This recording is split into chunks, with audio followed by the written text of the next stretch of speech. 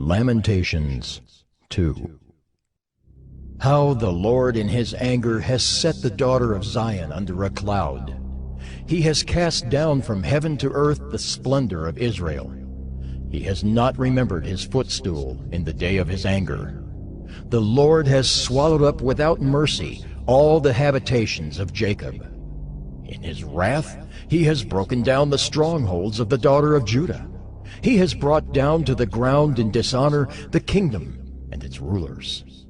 He has cut down in fierce anger all the might of Israel.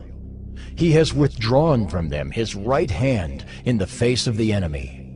He has burned like a flaming fire in Jacob, consuming all around. He has bent his bow like an enemy, with his right hand set like a foe. And he has killed all who were delightful in our eyes in the tent of the daughter of Zion. He has poured out his fury like fire. The Lord has become like an enemy. He has swallowed up Israel. He has swallowed up all its palaces. He has laid in ruins its strongholds, and he has multiplied in the daughter of Judah mourning and lamentation. He has laid waste his booth like a garden, laid in ruins his meeting place. The Lord has made Zion forget festival and Sabbath, and in his fierce indignation has spurned king and priest. The Lord has scorned his altar, disowned his sanctuary. He has delivered into the hand of the enemy the walls of her palaces. They raised a clamor in the house of the Lord as on the day of festival. The Lord determined to lay in ruins the wall of the daughter of Zion. He stretched out the measuring line. He did not restrain his hand from destroying. He caused rampart and wall to lament. They languished together. Her gates have sunk into the ground. He has ruined and broken her bars. Her king and princes are among the nations. The law is no more, and her prophets find no vision from the Lord. The elders of the daughter of Zion sit on the ground in silence.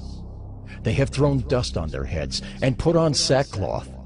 The young women of Jerusalem have bowed their heads to the ground.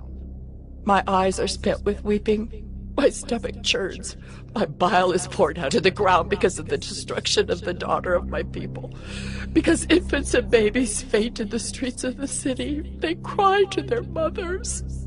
Oh, where is bread and wine? As they faint like a wounded man in the streets of the city. As their life is poured out on their mother's bosom. What can I say for you? To what compare you, O daughter of Jerusalem? What can I liken to you, that I may comfort you, O virgin daughter of Zion? For your ruin is vast as the sea. Who can heal you? Your prophets have seen for you false and deceptive visions. They have not exposed your iniquity to restore your fortunes, but have seen for you oracles that are false and misleading. All who pass along the way clap their hands at you. They hiss and wag their heads at the daughter of Jerusalem. Is this the city that was called the perfection of beauty? The joy of all the earth? All your enemies rail against you. They hiss, they gnash their teeth, they cry, "We have swallowed her. Ah, this is the day we longed for. Now we have it. We see it." The Lord has done what he purposed. He has carried out his word, which he commanded long ago. He has thrown down without pity. He has made the enemy rejoice over you and exalted the might of your foes. Their heart cried to the Lord. O wall of the daughter of Zion, let tears stream down like a torrent day and night. Give yourself no rest, your eyes no respite. Arise, cry out in the night at the beginning of the night watches. Pour out your heart like water before the presence of the Lord. Lift your hands to him for the lives of your children who faint for hunger at the head of every street. Look, O Lord, and see. With whom have you dealt thus? Should women eat the fruit of their womb? the children of their tender care? Should priest and prophet be killed in the sanctuary of the Lord? In the dust of the streets lie the young and the old. My young women and my young men have fallen by the sword. You have killed them in the day of your anger, slaughtering without pity. You summoned as if to a festival day my terrors on every side. And on the day of the anger of the Lord, no one escaped or survived. Those whom I held and raised, my enemy destroyed. Hebrews 9. Now even the first covenant had regulations for worship and an earthly place of holiness.